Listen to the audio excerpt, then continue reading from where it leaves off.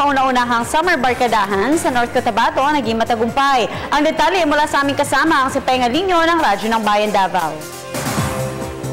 Kahit nasa kalagitnaan ng Mayo 2015, inilunsad ang first Governor Lana Mendoza Summer Kabarkadahan Basketball Camp o KSBC.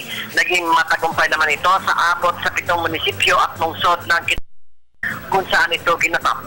Ayon kay Romeo Anito, Provincial Sports Coordinator, na nakapadala ito ng abot sa 300 mga batang edad 7 hanggang 10 sa Midsayap, kung saan inilunsad ang KSBC, particular sa Midsayap Pilot Elementary School, kamakailan. Sumunod dito ang Carmen at Bigkawayan, Alamada, Matalam, Tulunan, Makilala at Kidapawan. Tinuruan ng tamang paghawak, dribble at shooting ng bola mga bata sa pamamagitan ng scientific basketball training.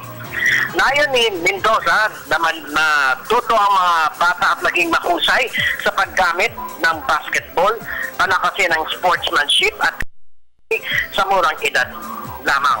Ayon pa sa gobernador, sa pamamagitan ng sports ay magiging malakas ang pangangatawan ng mga bata at mailalayo pa sila sa mga di kanais-nais na bagay tulad ng illegal na droga at iba pang bisyo.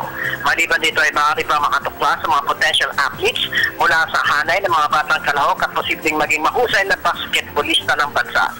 Nais naman ang Provincial Sports Coordinating Office na maging bahagi na ng Sports Development Program ng Province of North Cotabato ang Kids Summer Barkadahan Basketball Camp at maipatupad ito sa iba pang mga bayan sa lalawigan ng Cotabato.